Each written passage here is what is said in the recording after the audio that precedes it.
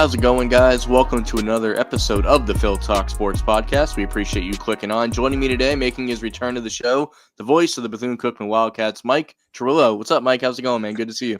I'm doing great. I'm happy to have some downtime after a crazy end to the season, which I'm sure we'll talk all about in this episode. Yeah, I mean that's the main reason we wanted to link up. But yeah, the end of the run. Well, I mean, last time we spoke, that time of year where basketball runs into baseball and with softball going on, it's got to be your busiest time. And then you had a couple extra weeks tacked on there, which I'm sure you really enjoyed that they happened. But afterwards, it had just been like a hibernation period for you. Like, what do you do when you get back from Tallahassee? Like, how do you unwind with this stuff? Sleep a lot. Because when I'm on the road, and this really hurts in the fall when I'm on the road with football every week, I don't sleep well on the road in hotels or whatever. And you'd think, as someone who travels as much as I do, that I would have gotten over that by now, but nah, I've just kind of accepted that that's how it is. So I had a lot of sleep to catch up on in the couple days after we got back from the regional. I mean, there's a lot of people like you either can sleep on planes or you can't, for example. So like just because you do it a lot doesn't necessarily mean it's going to get any better. So I could definitely see, that being the case. But the main reason that you had the extra, let's call it 2 weeks of games and stuff to work on is Bethune-Cookman baseball did something they haven't done in a very long time. Actually, the first time in this league, winning the SWAC, winning their conference for the first time since I believe 2011. I So know 2017 was the last time that they were conference champions back in the MEAC. right. So that was, and then winning the regular season unfortunately does not get you a trip, to the playoffs. But to be able to do both, to win the dose, if you will, win the tournament out in was it Birmingham, right? Birmingham, yep. So I was involved slightly, here that last weekend, I guess, of the regular season. We were all kind of waiting to see how that all shook out. And winning the regular season, to me, should still be an accomplishment, but just the way, I don't know if it's just HBCUs in general or some smaller conferences, the tournament is the one you really want to win. And before we talk about what it meant for Cookman to win this, I thought it was an interesting discussion because really it's two trains of thought. What's a bigger accomplishment? Winning the grind of a season or winning a balls to the wall, 1 week tournament? I think there's an argument for both. So where do you stand? I agree. I think there's an argument for both. For baseball specifically, which is what we're talking about here, I think that the regular season maybe is the bigger accomplishment because baseball is such a game of averages and a game of length, and not just over a game or a weekend or a series, but a season. How you can stretch your pitching staff over multiple weeks, how the hitting goes up and down, and players get hot and cold, and that's the kind of statistical storylines that I love following throughout the course of a season. When you try to condense it down to 5 or 6 days, it doesn't feel as big in that sense. Yes, it's important because you put all of the pressure on you in the tournament because that's what qualifies you for the NCAA tournament. But I think that the bigger accomplishment really is the regular season title. You see, yeah, that's kind of where I stand. I understand how the conference is set up, and like winning the regular season really just gets you like a pat on the back and a t-shirt, which is really how that ended up shaking out. But for me this year, following along, obviously not working nearly as many games as you, but when they swept FAMU in Tallahassee, that, at least as a fan that is there sometimes, like opened my eyes to like, oh, this seems a little different than maybe, they've gotten kind of close in the past couple of years with Johnny Hernandez at the helm. But that to me opened my eyes. Do you think, being there and witnessing that, did you look at the standings afterwards and be like, all right, that puts us in a pretty good spot for the last little chunk of the year?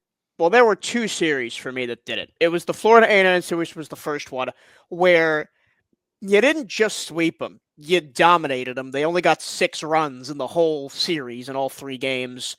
They didn't look great defensively. You ate up on their pitching. That was the first weekend where I was like, okay, maybe we've got a shot here. The second one was the Alabama State series. And the Alabama State series was absolutely insane. 2 walk-offs, an extra inning game, and a game where you had to take the lead in the 8th to win it in the 3-game sweep.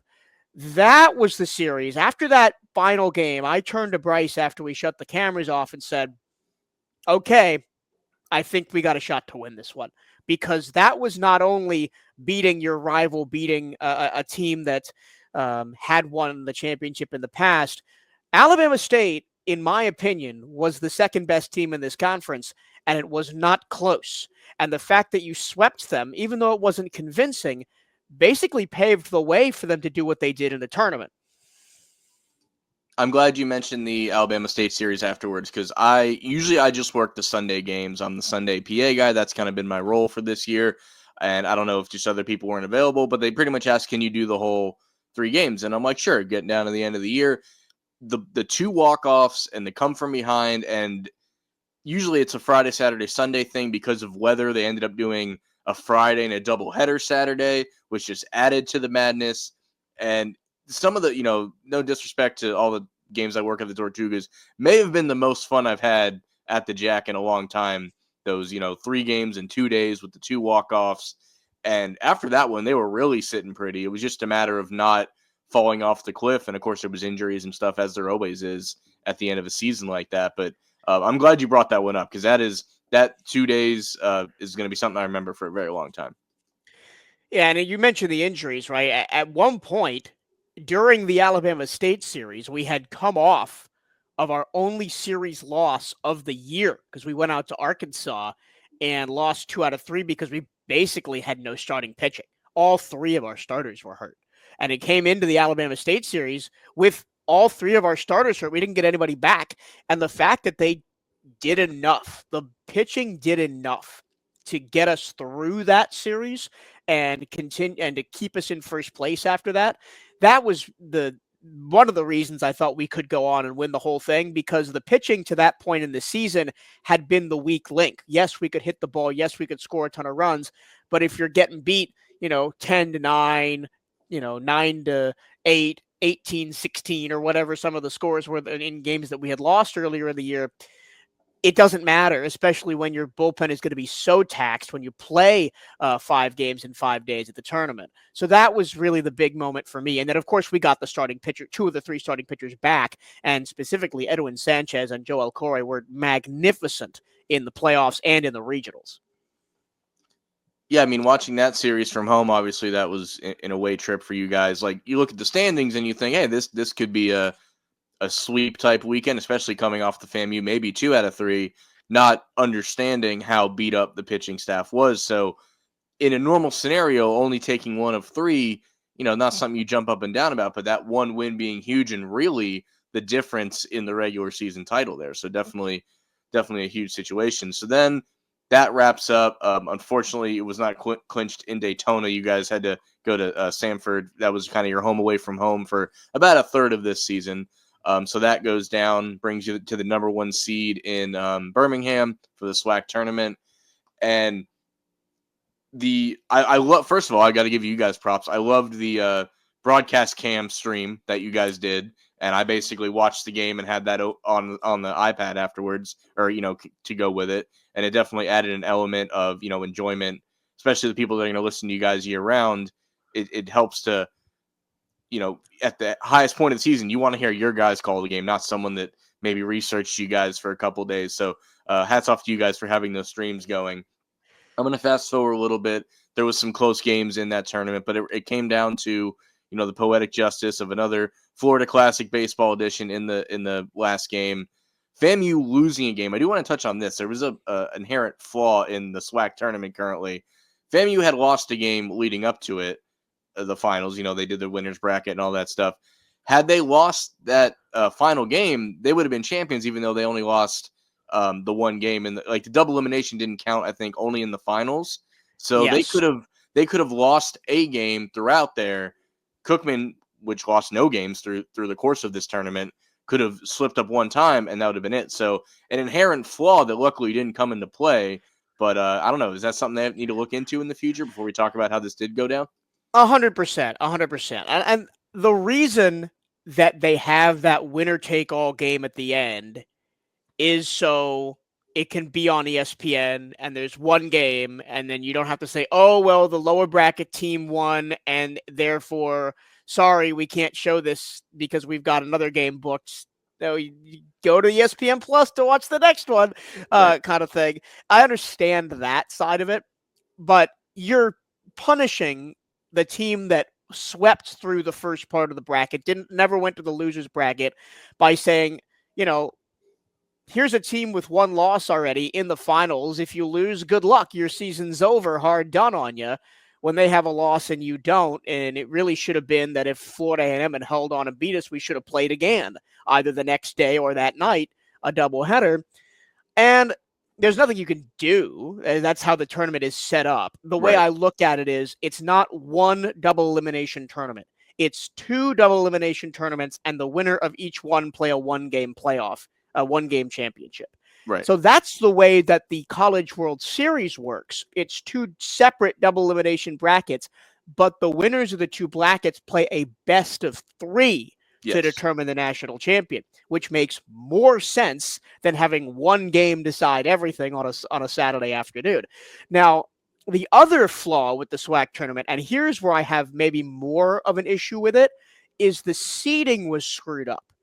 We're the number 1 seed. We were seeded with the 3 seed, Alabama State, and the 5 seed, Jackson State, and the 8 seed, Texas Southern, instead of it being 1, 4, 6, 8, which the 4 and the 6 were on the other side with Florida A&M. So they arguably, on paper, had an easier road, even though they did drop that one game in the bracket. And that's inexcusable. Like that's just easy math. How do you screw that up? But yeah, the tournament was weirdly run in that sense. I do want to praise the location though, because we were at Rickwood Field, the oldest professional ballpark in the country, opened in 1910, historic Negro League venue. Birmingham Black Barons played there. All but 2 of the Negro League players that are in the National Baseball League Hall of Fame have been documented as playing on that field, and the other 2 they think played there, but they don't have 100% documentation. We got some spillover and national media coverage because it's right next to the SEC tournament in Hoover, about 30 minutes down the road. So the D1 Baseball podcast guys came over and talked to us. A couple of people who follow the SEC came over for a day and talked to us. And it was great to kind of have that mix and kind of the bigger national spotlight than the SWAC is used to having. And I hope that continues. Yeah. I mean, it's one of those, every tournament, and like college baseball is kind of missing this with the new blending of conferences and stuff. But these conference tournaments, each conference kind of has its own flavor with them all being in a different location. And the SEC one might only be 30 minutes down the road, but you're going to get a different experience going to both. If you're just a baseball junkie and you're a Arkansas fan, maybe when the Arkansas game was over, you did want to take that 30-minute drive over, to whatever the semifinal or final would have been in the SWAC. So that is cool that they got, a little bit more publication just based on where they were in that situation. But back to the 2 kind of flaws we were talking about. You were there a week. You talked to a lot of people. Which one of those flaws do you think amongst the people there working the event or for the various teams, which of those do you think caused more conversation? The seating or the 2 double eliminations instead of it really being one? Well, the seeding, I think, got more talk from the conference people at large because the double elimination thing really only affected the 2 teams that made the final. And we could complain about it all we want. In the end, it didn't end up affecting us because we won the game anyway. Right. But yeah, no, the seeding being screwed up affected everybody, right? Because even Alabama State, who is the 3 you expect to play the 6 in the first round, they ended up playing the 5, which is a tougher matchup. It was just, I hope they change that for next year because that's pretty inexcusable. Do you see that as something that can get changed in a year's time? Like, do they have these season meetings and will have the ability to make that change that quickly? I talked to Coach Hernandez about that very thing, and he said it starts with the coaches, and the coaches can bring a proposal to the conference, and then the conference and the coaches will vote on it. So I think that is something that will be corrected pretty quickly. So that takes us to the final game that we've touched on a little bit. I think the only person that maybe had a better time in that game that wasn't on the field was you in the press box, because that, as a broadcaster, has to be something that you dream of. So I'm gonna fade out here for a minute and just like, what was that moment like for you? Because it wasn't looking good there for a minute. It looked like this was going to be another kind of where they ended up last year's situation, and then ball hits bat, and you have one of these incredible calls that people hope they get one of in their career, and you're still a very young guy. So for you to get one now, had just it's been a few weeks, about a month now. Have you had time to put it into words? Man, I still get emotional thinking back on it because really, it's not my job to be the player. It's my job to bring the story to life for the people who can't be there. And that's where I think the emotion came from for me is twofold. One, I know there's so many people that couldn't be there. A lot of the people that listen to our broadcast are friends of the players, families of the players that live a ways away, and sometimes they'll make the trip once or twice a season. And every time that somebody comes up to me and says, "Listen, I listen to your broadcast all the time. It's the only time and the only way we can follow this team. Thank you." That means the world to me. But because the tournament was in Birmingham and not Atlanta, as it's been the past couple of years, it was harder for people to get up there. And we had a very small group of fans actually make the trip. So knowing that a lot of those people were listening to us call the games was really important to me, and to kind of share those emotions with everybody. The other one was personal, right? I haven't called a championship. No team that I've ever worked for has won a championship before. None of them. Not high school, not college. Bethune-Cookman has been an underperforming program for everything. They haven't gotten one. Football's been off. Basketball's been getting better, but they're not quite there yet. I don't really cover softball that much, but they're still kind of in that can't get past the semifinals stage. And we thought that if any program was going to break through and win one, it was going to be baseball. And the main emotion for me was one of relief. We finally got one.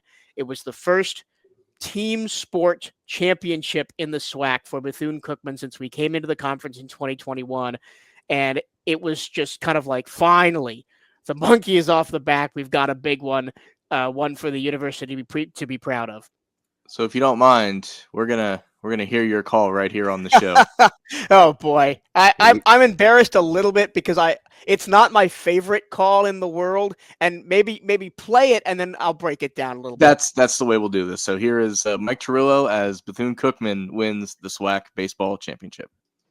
In the air, center field. Back goes Cruz. He's at the track. He's at the wall. It's gone! It's gone! It's gone!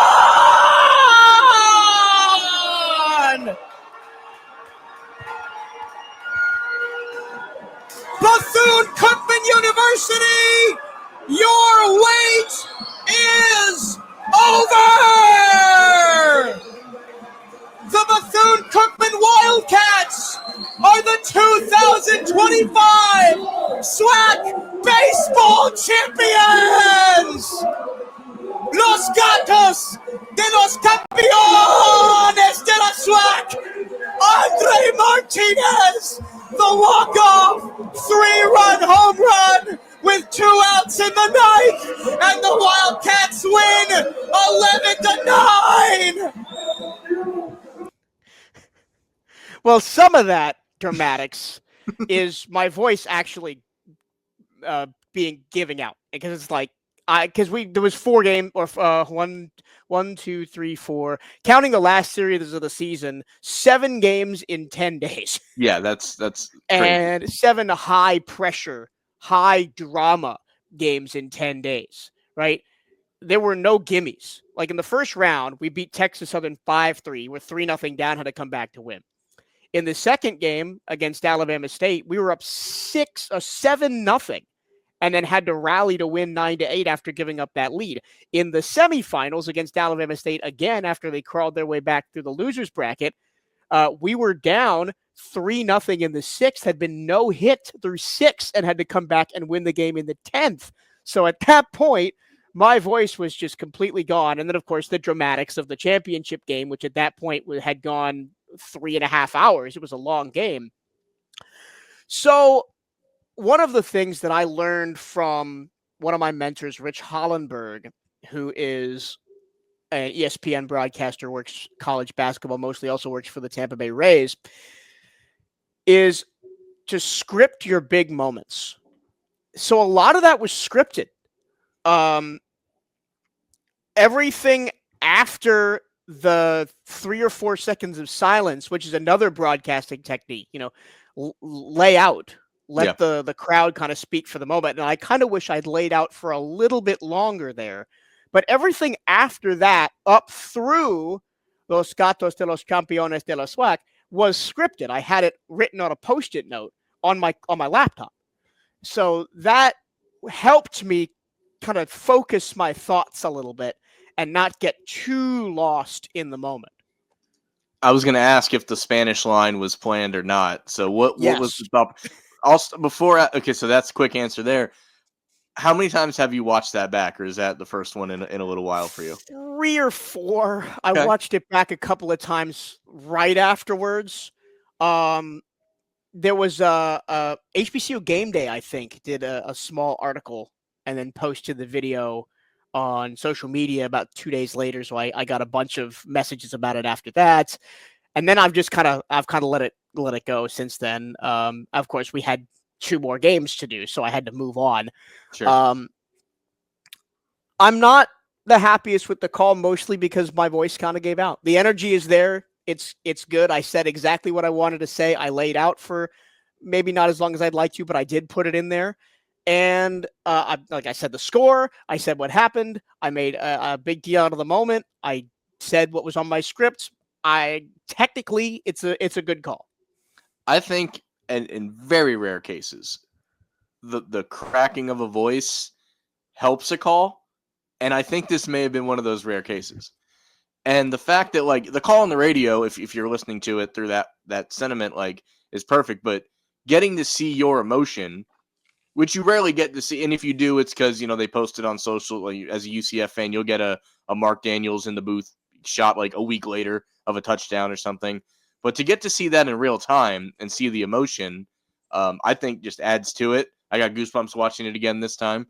But it's something that will add to what was already a special moment. And just as someone who's gotten to know you, I'm really glad that you were the one that got to make that call. So I was happy for you sitting here in Edgewater, Yeah, I like the booth cam. The booth cam's been a good idea.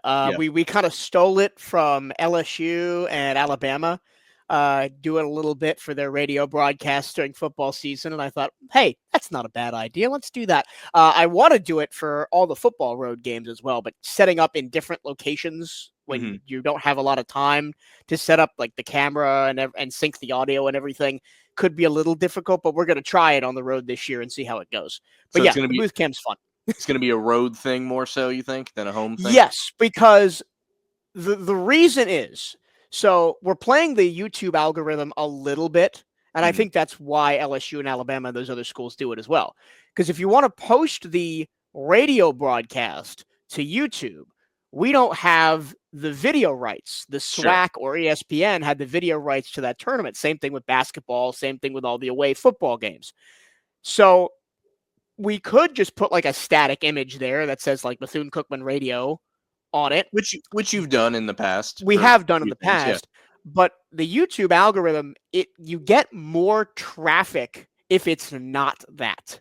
And I don't know exactly how that works, but having us in it and like moving around and stuff helps more people find the content. And I think that's the main reason why we do it. It's also just fun to look back on it. And you get some great moments. Like last year, it was a basketball game that we lost in the last second or whatever. And there's a great picture of me with my hands on my head going, surrender, Cobra. I mean, I totally get that with the algorithm. My first year of this podcast, I publish it through Spreaker, and it will have like where you can kind of post a a still image and it does the little audio levels jumping, thing. So it's like there's some movement going on. But once I figured out how to incorporate video into it, like it's still a podcast. I'm doing the exact same thing, but it just helps. Some people, even if we are just sitting here talking, they'd rather do that than, that's why all podcasts I feel have YouTube channels now on top of them, no matter how much, even if all the traffic, most of it's in audio form, they want both versions. But yeah, so that was obviously the main thing that we wanted to talk about. That then books you a trip to Tallahassee. Granted, game's not going the way we wanted, but what was that experience like for you? I imagine you've been to Tally for a game at some point for something already. Was the vibe different going for the big dance? No, actually, I'd never been to Mike Martin. That's what I get for assuming. I'd been to football, I'd been to basketball, I had never been to baseball, and it's a cool little stadium, man. It was a ton of fun to be out there, and it's funny. There was a lot less pressure that I felt in those two games, even though technically it was the NCAA tournament, right? You're on national TV and all this stuff, but to me, we were major underdogs in both games. Right. Nobody expected us, not even we expected us to be in either of the games. And so I just kind of relaxed and did the call. And even though both games were close, I just had a good time. And it's been a while since I've straight up just had a good time on a broadcast that big. A lot of this, it can feel like work, especially when the team is winning and you're expected to put the best foot forward on your end to match what the team is doing. But it was great to interact with the guys from Florida State, with the guys from Northeastern, with the fans that were out there. It was a ton of fun. And even though we had to endure about a 3-hour rain delay in the first game, it was a lot of fun and I enjoyed it. That was a little unlucky, too. I was going to go there next. Like, I'm not saying they beat Florida State in that game, but you guys were kind of hanging with them. The rain delay comes. Florida State does what Florida State tends to do. Maybe that game's a little closer without the delay. I'm not here to make excuses for anybody. But I totally get – I don't think Coach Hernandez would want either of us to admit to this, but at least from the broadcast side, I don't think the players would feel this way. But being there must have kind of felt like house money. Like you had – oh, yeah. You had your moment. You brought home the hardware – that I don't know that you were expected to win, but you kind of aimed your whole season at winning. So this was like, let's just go have fun. Is like, I would imagine to some extent the way that was looked at. Yeah. And of course, I mean, the Florida State game, we ended up falling 6-2. It was 2-2. That's what I'm saying. We had just tied the game when the rain delay hit. And in the post-game interview, their coach was like, yeah, they were beating us pretty good. The rain delay was kind of lucky for us because it let us warm somebody else up and put somebody else out there afterwards. Because we were seeing their starter pretty well. They were starting to tee off, to barrel up the ball, and if we get another inning, maybe we score 1 or 2 more runs and make it a little bit closer. I mean, and even though we lost 6-2, we still had the tying run at the plate in the 9th. Right, I mean, you can't ask for much more than that. Exactly. And then in the Northeastern game, right, we start slow. We're down 1-0. We tie the game at 1. Northeastern goes ahead. We tie the game at 2. And then they get 2 in the top of the 9th, and we just can't recover. We have the tying run on 3rd and the potential winning run on 2nd with Andre Martinez, who hit the walk-off home run to win the SWAC tournament at the plate. And unfortunately, that's just how baseball goes sometimes. So the adage is if you succeed 30% of the time, they put you in the Hall of Fame, but that means 70% of the time you're not succeeding. And in a pressure situation like that, you can't judge the whole season on one pitch or one throw or one at bat.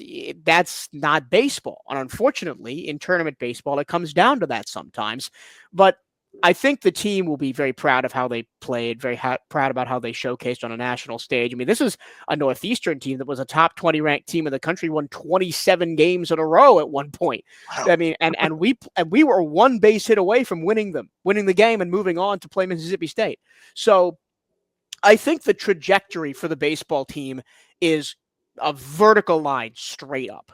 Yeah. And talking to Coach Hernandez about some of the guys he wants to bring into the transfer portal, about the guys he wants to keep from this team, from the team to next year, to have that core group of guys, and maybe even some seniors that can find some extra eligibility to try and run it back. I'm really positive about the baseball team at Bethune-Cookman, that we could be a force in this league for years to come. Yeah, that definitely seems to be the view, and people like where we live. I live right outside of Daytona. You're still in the heart of Daytona.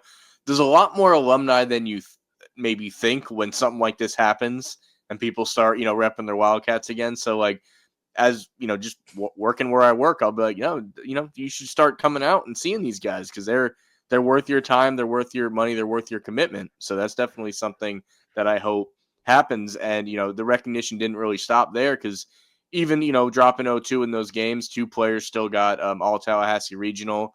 Daniel Figueroa and Darrell Lee still coming home with some accolades. So like, their mark, I still felt, was made in Tallahassee. And unfortunately, though, to switch schools for a second, it's still an anomaly to me. I'll try that again. Anomaly to me that Florida State is yet to win a College World Series, because they are easily one of the most successful programs in the nation. And it's just another year where, things didn't fall their way.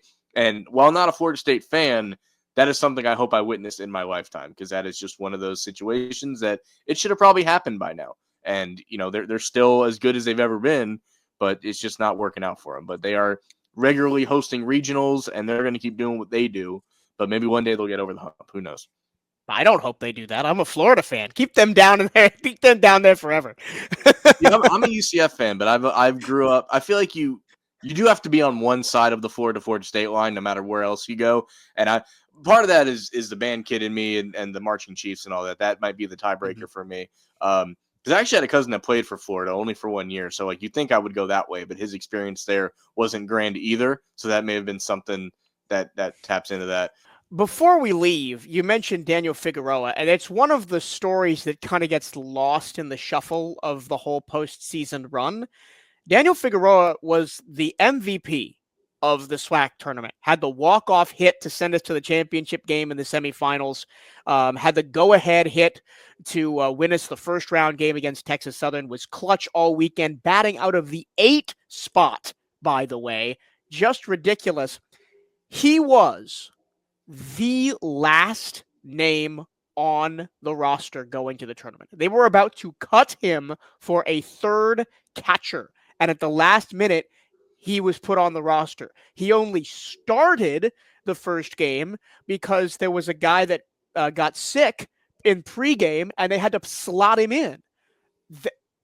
And that's one of those magical postseason stories in college sports that will live in my mind forever, and the minds of the people that are tapped into it forever, but will be forgot immediately by the wider college sports landscape. So I just wanted to shout out Daniel Figueroa. What a crazy end to his senior season.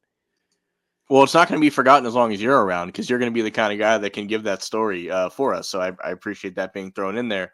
It's just one of the many things that had to fall your way for this magical season to be what it was. So I'm glad we got to kind of highlight that and encapsulate that here on the show. But we'll be right back. We're going to talk some soccer coming up next. Hey guys, actually, slight change of plans. Upon finishing this whole episode, I kind of realized it made way more sense to stop here and do a part 2 when we get into all the soccer stuff.